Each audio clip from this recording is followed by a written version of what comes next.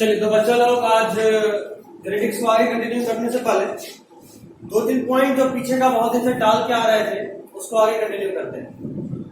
सबसे पहला चीज जो बहुत दिन से टाल रहे थे वो था एनसीईआरटी पेज नंबर 82 में दिया हुआ जीन और क्रोमोसोम के बीच का डिफरेंस है ना, कौन सा जीन के लिए है कौन सा क्रोमोसोम के लिए है, तो उसको आज बात कर लेते हैं। देखो पहला पॉइंट है अकर्स इन पेयर जो कि दोनों में से है। जाहिर सा बात है क्रोमोसोम के ऊपर जीन होता है क्या वो कहती है आपको तो याद होगा वर्ड पढ़ना है ना, एक मिनट डाउन कर दो पीछे, याद रखना व्यास में मिला है। इधर देख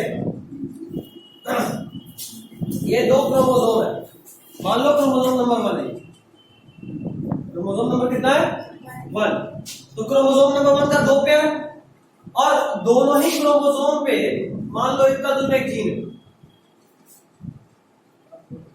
कल तेरे को पूरा एक कॉलोनी भेजा हूं, 4 चैप्टर है वो, आखिरी का 4 चैप्टर बात कर रहे हैं इससे देख कर ठीक है। अब बात कर रहे हैं इससे देख रहे हैं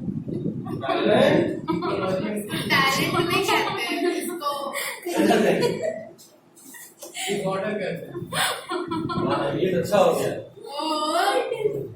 तो बस देखना चला तुमको ये वर्ड पता है कि नहीं पता से जान तो क्या इधर देख चलो चलो सही है। क्रोमोसोम दो एक पेयर में हुआ, क्रोमोसोम नंबर 1 का 2 से मतलब एक पेयर और दोनों ही क्रोमोसोम पे जीन है, तो अगर क्रोमोसोम 2 है तो जाहिर सा बात है जीन भी 2 है, तो अगर क्रोमोसोम पेयर में है तो जीन भी पेयर में है, तो दोनों ही पेयर में होता है। पहला पॉइंट दोनों के लिए ही सेम है, इससे हम लोग जीन या क्रोमोसोम के बीच में डिफरेंशिएट नहीं कर सकते। दूसरा point segregate at the time of gamete formation such that only one of each pair is transmitted to gamete. जाहिर सा बात है, मान लो कि सेल डिवाइड करना है, हम आपको बताए थे कि क्रोमोसोम जब डिवाइड होता है तो वो ऐसे डिवीजन नहीं होता, ऐसे होता है, ताकि हर सेट का एक क्रोमोसोम हर साइड जाए। ठीक, तो जब इस सेल का गैमेट बनना होगा तो ऐसे डिवाइड होगा, ये वाला क्रोमोसोम एक तरफ जाएगा, ये वाला क्रोमोसोम एक तरफ जाएगा, तो क्या हुआ गैमेट फॉर्मेशन के बाद दोनों क्रोमोसोम डिवाइड हो गया, सेग्रीगेट हो गया। लेकिन क्या सिर्फ क्रोमोसोम सेग्रीगेट हुआ, जीन सेग्रीगेट नहीं हुआ क्या? एक जीन एक तरफ दूसरा जीन दूसरी तरफ, तो जीन भी हुआ। तो ये वाला पॉइंट भी क्रोमोसोम और जीन दोनों के लिए ही सही है। ठीक है, तो इससे भी हम डिफरेंशिएट नहीं कर सकते। Third point independent pair segregate independently of each other. ठीक है, और दूसरा point one pair segregates independently of another pair. ये बहुत अच्छा बात है, अभी थोड़ा सा समझ में आ रहा है। ठीक है, इस वाले पॉइंट को समझाने के लिए हम एक क्रोमोसोम का नंबर को बढ़ा रहे हैं और अभी हम 4 क्रोमोसोम को एक साथ कंसीडर कर रहे हैं। यहां तक 2 पॉइंट समझ में आ गया उस टाइम का। तीसरा पॉइंट जो डिफरेंट है उसको समझने के लिए 4 क्रोमोसोम का बात कर रहे हैं। एक सेल है, सेल के अंदर क्रोमोसोम नंबर 2 है, क्रोमोसोम 1 और दूसरा क्रोमोसोम।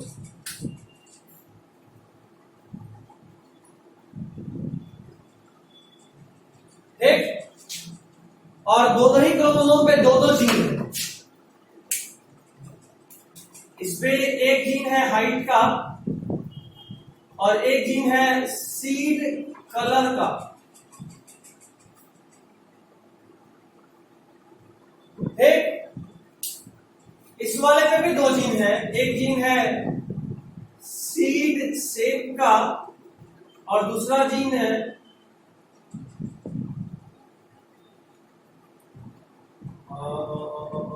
RRYY। चलो सीड कलर हुआ है, हाँ सीड शेप भी हो गया, हाइट भी हो गया। चलो फ्लावर पोजीशन ले लेते हैं। एक है सीड शेप और दूसरा है फ्लावर पोजीशन। आपने से कोई भी मान लिया जीन, अब वापस से उस पॉइंट की तरफ पढ़ते हैं। पॉइंट बोल रहा है क्रोमोसोम पे पहले क्रोमोसोम के लिए, मतलब पहले ए वाले को पढ़ रहे हैं, क्रोमोसोम ने ए वाले को पढ़ रहे हैं। उसमें लिखा हुआ है independent pair segregate independently of each other. Pair मतलब एक बार में कितने का बात कर रहे हैं? नंबर में 2 का। इंडिपेंडेंट पेयर, ये वाला पेयर इस वाले पेयर से इंडिपेंडेंटली सेग्रीगेट होता है, ठीक? या ये वाला पेयर इस वाले पेयर ऑफ जीन से इंडिपेंडेंटली सेग्रीगेट हो रहा है, ऐसा भी बोल सकते हैं। लेकिन इस वाले केस में अगर हम लोग बात करें तो वो डिपेंड करता है कि क्रॉसिंग ओवर कहां से हो रहा है। अगर क्रॉसिंग ओवर मान लो यहीं से कट गया तब तो ये दोनों साथ ही रह जाएगा। अगर यहां से कटा तो ये दोनों अलग होगा।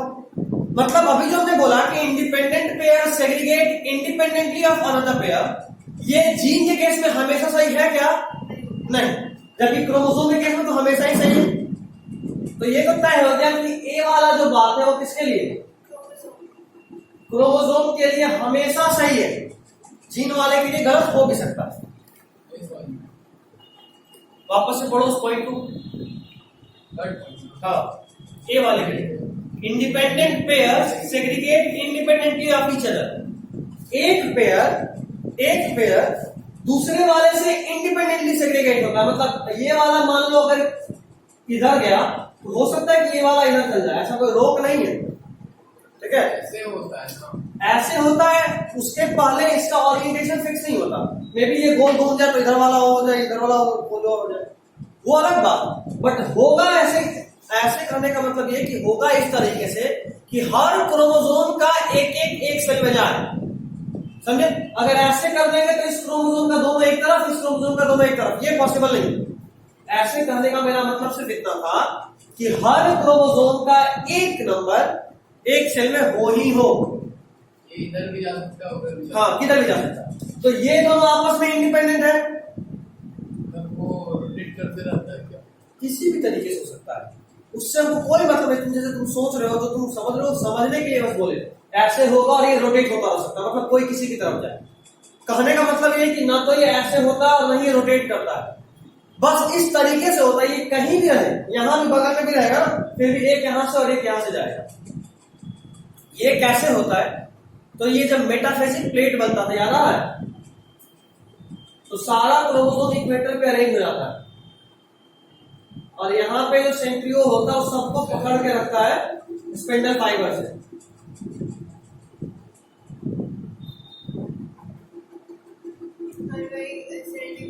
याद आ रहा है? याद आ रहा है ये चीज? अब ये इस तरीके से जब टूटेगा ना तो यहां से टूटेगा, टूटने के बाद ऐसा होगा, वी टाइप हो जाएगा।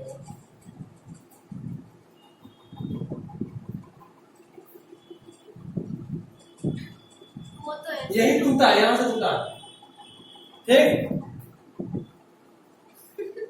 वो तो ऐसे टूट गया। फिर वही बात हम लोग क्या बोले, ऐसे ऐसे कुछ नहीं होता है। ऐसे होगा कि हर सेल में हर क्रोमोसोम का एक पार्ट हो। देखो वो हो रहा नहीं हो रहा है। एक्चुअल में ऐसा नहीं, मतलब एक्चुअल में सिर्फ ऐसा होता है। ऐसा होता है। आपने अब क्या बोले?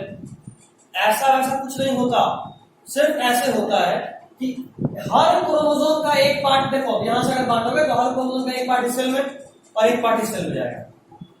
ऐसे सोचना। यहाँ ऐसे कट आप करेंगे। सीधा यहाँ पर अगर ऐसे कट करेंगे तो देखो दोनों क्रोमोसोम एक तरफ हो जाएगा। नहीं, एक क्रोमोसोम को ही ऐसे। ऐसे तो जरा सोचो, ये जो दो क्रोमोसोम तुम सोच रही हो कि एक वहाँ भी तो ऐसे ही। वहाँ जो आप बेटा प्लेन में दिखा रहे दोनों में डिफरेंस नहीं है। एक यहाँ इस का फेज बेटा में दिखा रहे हैं और एक इस फेज में।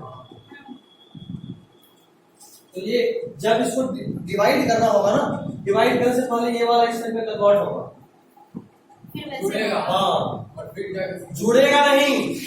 एस फेज में जब डीएनए रेप्लिकेशन होगा तो डीएनए अमाउंट डबल होगा। डीएनए अमाउंट डबल होगा, जो एक आर्म था वो 2 आर्म में कन्वर्ट होगा और जो 2 आर्म में कन्वर्ट होगा उसके बाद वो टूट के वापस डीएनए अमाउंट, ताकि डीएनए अमाउंट को तो बराबर रखना है। तुम लोग 11 का सेल डिवीजन थोड़ा ही साफ कर सके हो, अभी समझ में आ रहा है यार? फिर ठीक है। हम क्लास में नहीं आए तो या नहीं। ठीक है, अभी हम जस्ट सेकंड से पढ़ाना स्टार्ट कर रहे हैं 11th वाले में। अभी नहीं करेंगे। अरे मुश्किल से 2-3 लेक्चर होगा, उसको पढ़ लो, उससे पूरा क्लियर हो जाएगा, मॉलिक्यूलर में भी काम आएगा। सेल डिवीजन एक ऐसा चैप्टर है जो हर पूछ जाता है। हम यही पूछ रहे थे कि ये दोनों जुड़ करके ऐसे कट जाए। नहीं रे बाबू, ये 2 क्रोमोसोम है, ये एक क्रोमोसोम है और ये भी एक क्रोमोसोम है, ये दोनों जुड़ेगा नहीं, डीएनए रेप्लिकेशन होकर ऐसा बनेगा टूटेगा कैसे? और उसके बाद ऐसे टूट जाएगा, या ऐसे भी टूट जाएगा, ऐसे भी टूट जाएगा। अच्छा ये अगर ऐसे अरेंज होगा मेटाफिजिक प्लेट पे तो ऐसे टूटेगा, अगर ऐसे अरेंज होगा मेटाफिजिक प्लेट पे तो ऐसे टूटेगा। उससे मतलब नहीं है, मेरा मतलब सिर्फ इस बात से है कि हर सेल में क्रोमोसोम का अपर आर्म और लोअर आर्म दोनों ही आना चाहिए, समझे बात? अब ऐसा ना हो कि ऐसे हो गया और यही टूट जाए, ऐसे अगर ऐसे टूटेगा तो दोनों जो ऊपर का सेल होगा उसमें दोनों सिर्फ अपर आर्म है, नीचे वाला आर्म तो है ही नहीं, तो उससे क्या होगा कि सिर्फ आधा कोडिंग ऊपर गया आधा कोडिंग नीचे है, दोनों में से कोई कंप्लीटली काम नहीं करेगा। डॉटर सेल में और यहाँ तो वैसे ही करते हैं, हमको नहीं समझ आ रहा है। अरे ये इस तरह से है, इसको सेटअप किया ये देखो। वर्टिकली। ये तुम्हारे क्रोमोसोम का ऊपर वाला पार्ट, ये क्रोमोसोम का नीचे वाला पार्ट। याद करो, बताया तो इसको पी आर्म बोलते हैं, इसको क्यू आर्म बोलते हैं। क्या रहा है? कहाँ बताए? पक्का बताइए, पूछा हुआ क्वेश्चन 2018 में। नाम नहीं बताया पी और क्यू बताए हैं तो बस बताए नोट कर लो, नोट पे लिखा भी होगा पी और क्यू कंफर्म है, ये बताए। क्योंकि आया हुआ है ना, हम जब तुमसे भी ज्यादा तो हमको नहीं पता था, अब ये गलती की है। और उसके बाद जब एक बार नीट में आ गया वो बच जाए क्वेश्चन, तो पॉसिबल नहीं है। खैर, तो ये पी और क्यू आर्म है।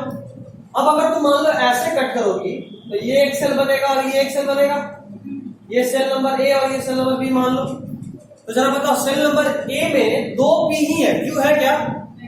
और सेल नंबर बी में 2 क्यू ही है, पी है क्या? नहीं। तो इस क्रोमोसोम में मान लो यहाँ पे कोडिंग था हाइट का, यहाँ पे कोडिंग था आई कलर का,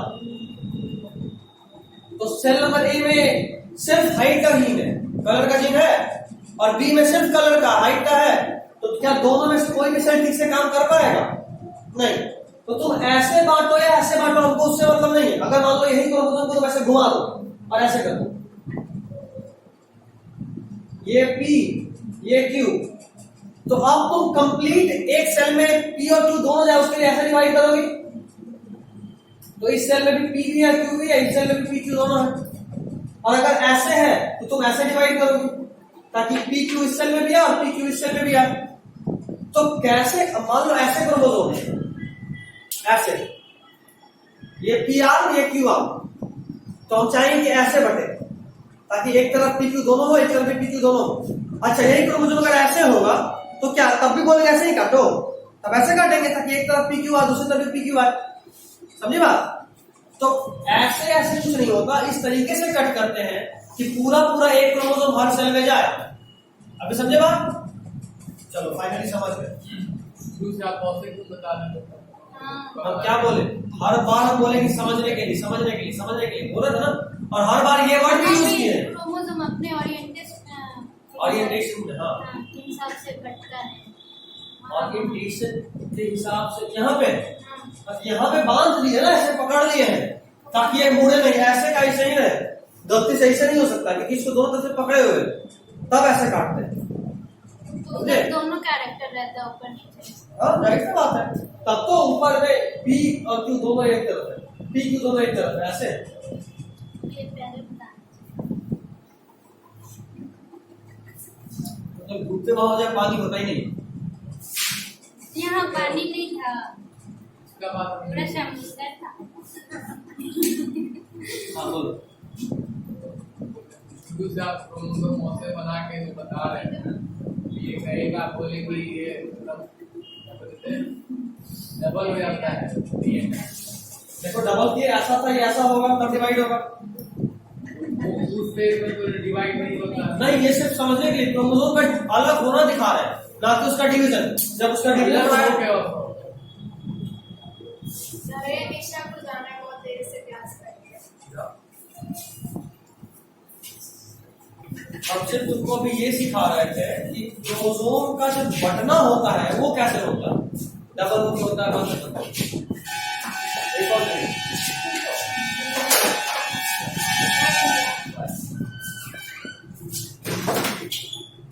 गिफ्ट है जिसके लिए वाह, क्या बात, कार्ड, नहीं चॉकलेट। क्या बात। खैर ये समझ गए। बता रहे थे अब बोलो तो कि हम ये बस दिखा रहे थे कि डिवीजन कैसे होता है। पहले ये इधर जाता है, फिर वो डबल हो जाता है, और फिर जैसे मन होता है कट जाता है। जैसे मन होता है, मतलब दोनों इस कार्य तरीके से करते हैं। डिवाइड हो कि सारे दोनों सेल में इक्वल नंबर ऑफ क्रोमोसोम जाए, कंप्लीट जाए। अब ठीक, ये नहीं बताया था। अच्छा ठीक है, आपको बता दिया, पक्का ना? हाँ ठीक है। अब आते हैं मुद्दे के बाद। जो लास्ट लाइन था, independent pair segregate independently of independent pair segregate independently of each other. अरे ले लीजिए भाई।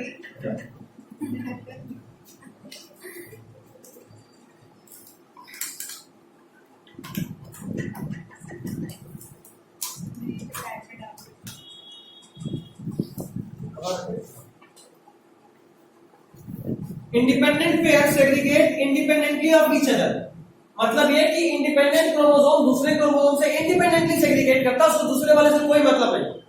ठीक, मतलब कहने का मतलब यही है कि अभी इस सेल में देखने में लग रहा है ऐसा कि अगर ऐसे कटता तो flower position, seed shape, seed colour और हाइट का जीन एक सेल में जाएगा और इधर वाला एक तरफ जाएगा, ऐसा लग रहा है।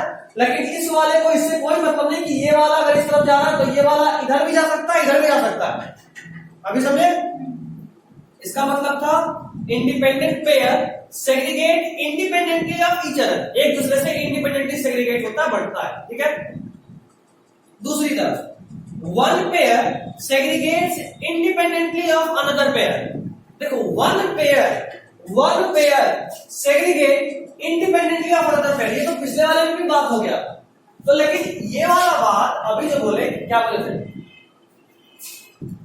Independent pair segregate independently of each other. यहां पे गलती भी था, एक जगह एक्सेप्शन था कि अगर आप दो, ये क्रोमोसोम के लिए तो सही हो रहा था, क्रोमोसोम के लिए तो सही था ना बात, ये वाला पेयर इससे इंडिपेंडेंट, ये वाला पेयर इससे इंडिपेंडेंट। लेकिन वही बात क्या जीन के लिए हमेशा सही है? नहीं, जीन के लिए ये वाला इससे तो इंडिपेंडेंट है, ठीक बात है, बट क्या ये वाला जीन पेयर इस वाले से इंडिपेंडेंट है? अगर रिकॉम्बिनेशन यहां हो गया तब तो है, लेकिन अगर रिकॉम्बिनेशन मान लो यहां हो गया तब ये वाला दोनों जीन, ऊपर वाले दो जीन से इंडिपेंडेंट, ये वाला दो जीन इस वाले से दोनों से इंडिपेंडेंट है, ये कारण नीचे वाला ऊपर वाले से। तो इस केस में तो बात सही है, हम कह तो रहे, लेकिन ये बात हमेशा सही नहीं है, ये वाला इससे तो इंडिपेंडेंट नहीं है ना। उसका बात कहां होगी? अभी हुआ इंडिपेंडेंट पेयर, जीन पेयर ये है ना कि ये पूरा, समझे बात? क्या बोल रहा है? इंडिपेंडेंट पेयर, तो जीन का पेयर तो ये है ना। ठीक, तो पहला वाला लाइन दोनों के लिए सही नहीं है, जीन में फंस जा रहा है, इसीलिए ए वाला किसका बात हो रहा है? क्रोमोसोम का। और बी वाले में देखो one pair segregates independently of another pair, ये बात एकदम सही है। वन पेयर, ये पेयर इस वाले से इंडिपेंडेंटली सेग्रीगेट होता है या नहीं होता? दूसरे से इंडिपेंडेंटली सेग्रीगेट होता है, यही तो था लॉ ऑफ इंडिपेंडेंट असॉर्टमेंट, जिसका एक्सेप्शन था लिंकेज, जिसका एक्सेप्शन था लिंकेज। दूसरा वाला पॉइंट किसके लिए आएगा? जीन के लिए। तो लिंकेज तो एक्सेप्शन होता नहीं, हो सकता है। और हाँ, तो क्रोमोसोम इस पॉइंट में भी तो वही हो रहा है। Independent pair segregate independently of each other, independent pair segregate independently of each other, ठीक बात है। क्रोमोसोम के लिए तो हमेशा नहीं, जीन के लिए हमेशा नहीं। वन पेयर सेग्रीगेट,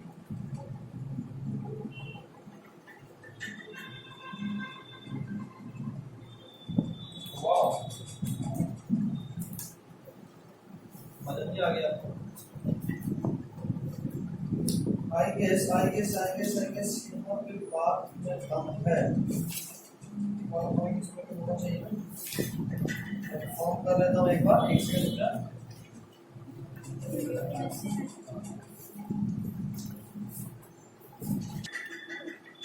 चलिए, तो अभी थोड़ा क्लियर हो गया। एक्चुअली इन दोनों में डिफरेंस है, पहला वाला जीन है क्रोमोसोम में, दूसरा वाला क्रोमोसोम है। हम यही चेक किए। ठीक है, पहला वाला में बोल रहा है independent pairs segregate independently of each other. वापस सुनो, इंडिपेंडेंट पेयर, देखो पेयर तो ये भी है, ये भी है, ये वाला इससे इंडिपेंडेंट है, समझ में आ रहा है।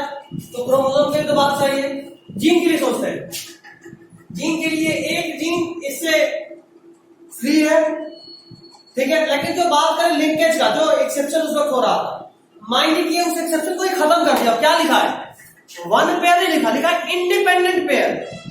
मतलब ये पहले ही करा है कि लिंकेज नहीं है, और अगर लिंकेज नहीं तो जाहिर सी बात है ये वाला इससे भी फ्री है, इंडिपेंडेंटली सेग्रीगेट करेगा। और अगर ऐसा होगा तो पहला वाला क्रोमोसोम के लिए भी सही है, जीन के लिए भी सही है, और दूसरा वाला सिर्फ क्रोमोसोम के लिए सही, जीन में फंस जाएगा, क्योंकि एक पेयर दूसरे के साथ लिंक्ड भी हो सकता है, और लिंकेज है कि नहीं वो क्लियर नहीं किया, इसलिए पहला वाला जीन है, दूसरा वाला क्रोमोसोम है। ठीक है, समझ में आ गया? चलिए, अभी अगला है पेज नंबर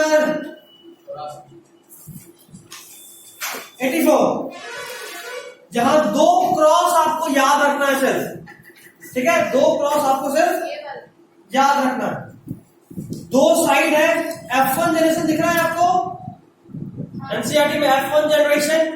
F1 जनरेशन के ठीक ऊपर दो रेशियो लिखा है, पेरेंटल टाइप 98.7% और रिकॉम्बिनेंट 1.7 मिला। F1 देखना है, F1 नहीं, F1 के ऊपर, सॉरी नीचे, हाँ F2 के ऊपर, पेरेंटल टाइप 98.7, रिकॉम्बिनेंट टाइप 1.3, यही है, वहां पे लिखिए पेंसिल से, ये लिखो तो जब पूछेगा उसका काम करना क्या, तो पेंसिल है।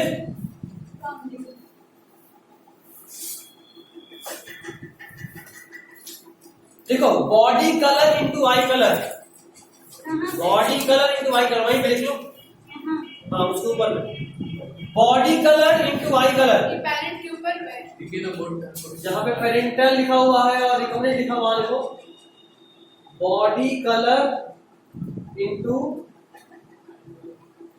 आई कलर,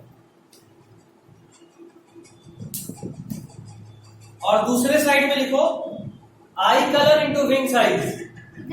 हाँ, दूसरे वाले साइड में क्रॉस बी में आई colour into wing size. Pencil लिखिए, क्या इशू, पेंसिल मिट जाएगा फिर एक साल के बाद।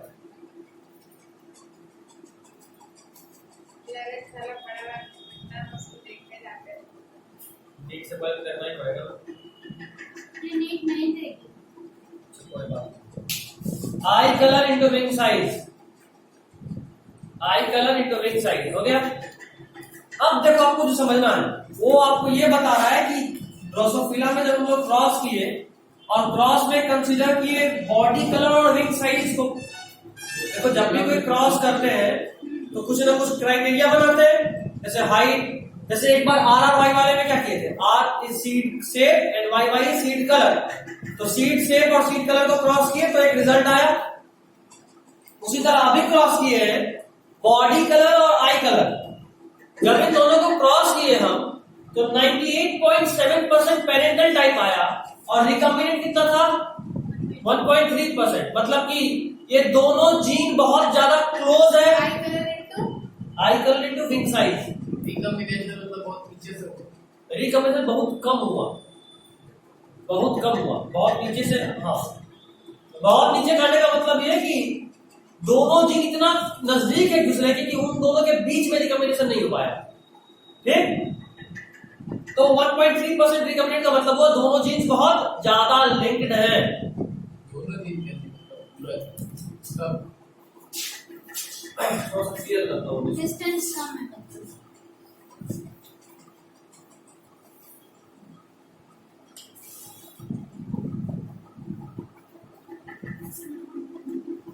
अभी से मेरा मतलब ये था, अगर मान लो यहाँ पे है बॉडी कलर और यहाँ पे है दूसरा कौन सा था, आई कलर। अगर ये दोनों बहुत नजदीक है तो इस बात का चांसेस बहुत कम है ना कि रिकॉम्बिनेशन यहाँ हो जाए, यहाँ हो जाए, यहाँ हो जाए, यहाँ हो जाए, तब भी ये दोनों साथ रहेगा। इधर हो जाए तब भी ये दोनों तो साथ ही रहेगा। तो बहुत कम चांसेस है कि रिकॉम्बिनेशन इन दोनों के बीच से हुआ, और बहुत कम चांसेस का मतलब है कि दोनों बहुत नजदीक रहा होगा, बीच में गैप होगा ही नहीं, तो कहां से रिकॉम्बिनेशन हो, समझे बात। तो इसीलिए दो जीन के बीच में अगर रिकॉम्बिनेशन बहुत कम आ रहा है मतलब रिकॉम्बिनेशन नहीं हुआ, और रिकॉम्बिनेशन नहीं हुआ मतलब वो दो जीन बहुत ज्यादा नजदीक था, बहुत ज्यादा नजदीक था मतलब लिंकेज था, ठीक है। Next case is I colour और विंग साइज। जब हम लोग इन दोनों को क्रॉस किए तो 62.8% पेरेंटल आया और 37.2% रिकॉम्बिनेंट आया। लिंकेज यहां भी है, 50% से ज्यादा पेरेंट आ रहा है मतलब लिंकेज तो है, लेकिन यहाँ वीक लिंकेज है, दूरी है दो जीन्स के बीच में। मतलब इस बार का केस कुछ ऐसा है, एक यहां है दूसरा यहां है, नजदीक तो है बट फिर भी बीच में गैप है, तो चांसेस आर देयर कि बीच से रिकॉम्बिनेशन हो जाए, ठीक है। चलिए ये था ये वाला क्रॉस, आपको बस यही याद रखना है रिकॉम्बिनेशन और पेरेंटल परसेंटेज फ्रीक्वेंसी कितना आया। सीधा पूछेगा कि ड्रोसोफिला में जब विंग कलर और सॉरी बॉडी कलर और आई कलर को क्रॉस किए तो कितने परसेंट रिकॉम्बिनेंट थे, चार ऑप्शन आपके सामने हो, ठीक है। ये ध्यान रखो, कोई भी कोई भी नहीं ये ड्रोसोफिला ही रहेगा क्या, और ड्रोसोफिला के लिए क्रॉस नीचे में लिखा हुआ होगा। प्रोटेक्ट बाय मॉर्गन और किसके लिए कर सकते हैं। चलिए कल हम आपको बता रहे थे आयनाइजिंग और नॉन आयनाइजिंग रेडिएशन, याद आ रहा है। बोले थे कि जो म्यूटाजेन होता है वो आयनाइजिंग भी हो सकता है, नॉन आयनाइजिंग भी हो सकता है। तीन एग्जांपल है आयनाइजिंग के, लिखिए एक्सरे, बीटा रे, गामा रे। एक्सरे, बीटा रे, गामा रे ये तीनों ही आयोनाइजिंग रेडिएशन है।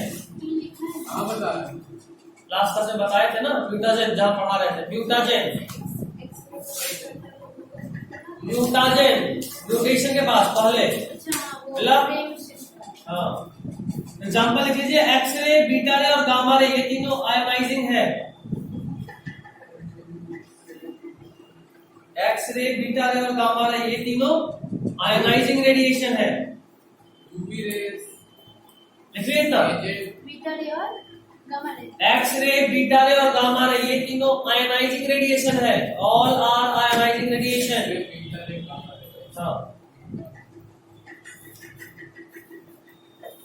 क्या आयोनाइजिंग रेडिएशन का मतलब इन सभी से आयंस निकलते हैं, अल्फा, बीटा, गामा, ये जो रेज है ये सब आयंस निकलते हैं, इनसे positively charge, negatively charge ions निकलते हैं। वो आयन जाके आपके डीएनए को डैमेज करता है, चेंज करता है और इस वजह से म्यूटेशन होता है। और आयोनाइजिंग रेडिएशन ये किसका एग्जांपल है, केमिस्ट्री? नहीं म्यूटाजेन का। म्यूटाजेन किसको बोले थे, हर वो चीज जो म्यूटेशन करे उसको म्यूटाजेन बोलते हैं, ठीक है। तो ये आयोनाइजिंग म्यूटाजेन है, एक ऐसा म्यूटाजेन जो आयोनाइजेशन मतलब आयंस रिलीज करता है, आयंस के थ्रू डीएनए को डैमेज करता है। उसके अलावा यूवी रे जो है ये नॉन आयोनाइजिंग। एक्सरे कैसा होता है, एक्सरे इससे लोग एक्सरे होता है हाँ वही वाला नहीं, तो वो हम लोग कहाँ डालते हैं? बिल्कुल डैमेज करता है। इसलिए देखते हो जो एक्सरे करता है वो अपने ऊपर एक अलग तरह का सूट बांधता है, तो हम लोग का होता है तो बिल्कुल होता है लेकिन कम होता है। जो लगातार रहेगा एक्सरे ज्यादा होगा। महीने महीने करवा रहा है हाँ जो लगातार कर रहा है उसको कैंसर का चांस बहुत ज्यादा होता है, इसीलिए एक्सरे को अवॉइड करना चाहिए, डीएनए डैमेज करते हैं। नेक्स्ट चलिए यूवी रे, ये नॉन आयोनाइजिंग रेडिएशन है। UV ray, UV ray non ionizing radiation.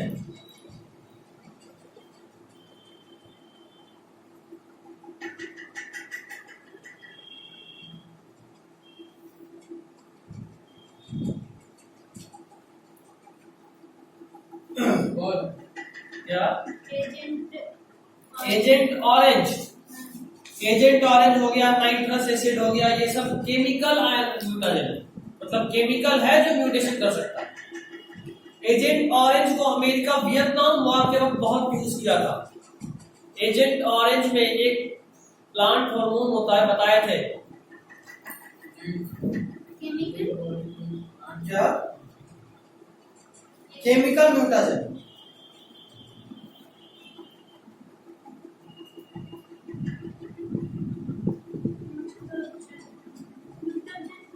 Mutagen हर वो केमिकल है जो म्यूटेशन कर सकता है।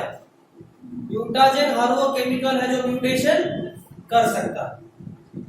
केमिकल केमिकल मतलब कोई भी एजेंट जो बोले ना, कई बार हीट से भी कैंसर हो सकता है। फिजिकल एंड बताया भी था आपको, जो चिमनी वर्कर्स होते हैं वो लगातार चूंकि जमीन पे बैठ के घुसा मार रहे होते हैं, तो उनमें स्क्रोटम कैंसर बहुत ज्यादा देखने को मिलता है। अक्सर ही होता है। बहुत कुछ हो सकता है, कैंसर सबसे कॉमन है, ठीक है। स्क्रोटम कैंसर तो फैलते जाएगा। नहीं कैंसर जल्दी कम्युनिकेबल नहीं होता, ये उसी के बॉडी में फैलते हैं। हाँ बिल्कुल फैलेगा, कैंसर का मतलब ही फैलेगा। वैसे सारा तरह का कैंसर नहीं फैलता है, कैंसर पढ़ाऊंगा जब इम्यूनोथेरेपी में, तो जानोगे इसके बारे में। खैर इतना हो गया। सिर्फ इसी में ना, मतलब कि ऐसा हाथ हमने डॉक्टर बोल देता है या निकलवाइए या तो फिर हाँ, हमेशा ऐसा नहीं होता। सब ऐसा नॉर्मली कैंसर में ही ना होता है। हाँ, नॉर्मली कैंसर में कह सकते हो, नॉर्मली क्या बहुत सारे डिजीज में होता है। खैर पेडिग्री एनालिसिस हम लोग पढ़ रहे थे, लास्ट टॉपिक, और यहाँ पे हम 2-4 चीज तुमको जो लिखवा रहे वो लिख लो बस।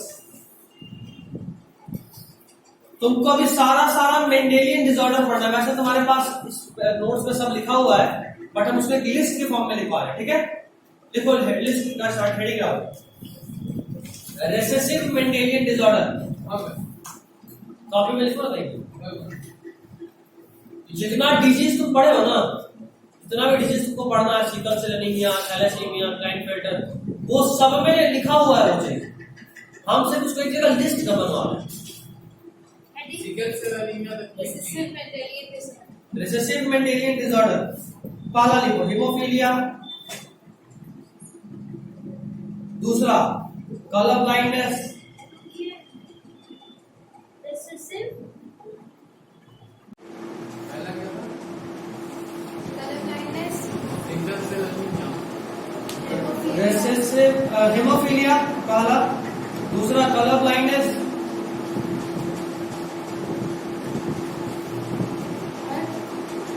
दूसरा कलर ब्लाइंडनेस, तीसरा फिनाइल कीटोयूरिया,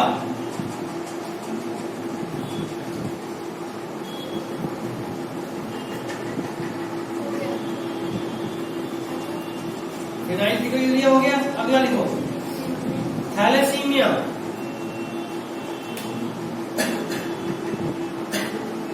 इसमें क्या होता है? बताऊंगा। Thalassaemia next, sickle cell anaemia,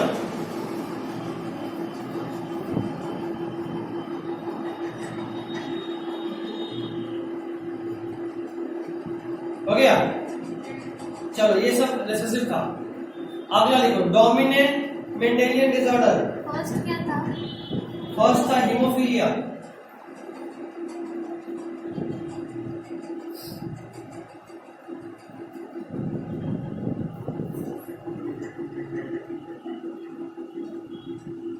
ये नहीं, अभी बस तेरे को नाम लिखना है, समझा रहा है। Dominant Mendelian disorder. Dominant Mendelian disorder,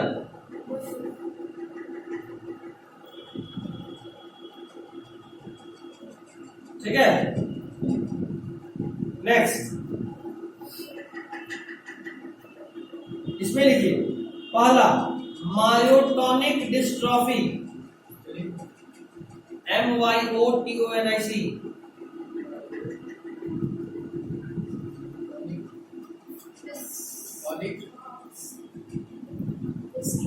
myotonic dystrophy,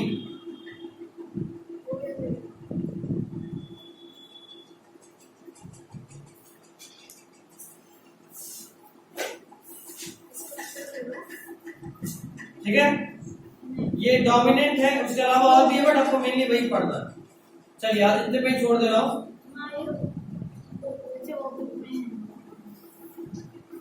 myotonic dystrophy इतने पे आज छोड़ रहा हूँ।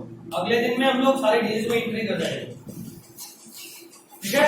मुझे लगा सिंगल सेल हाँ तो टाइम लग गया ना उसमें, बट खैर कोई नहीं है। चलिए this is all for today. 10 तक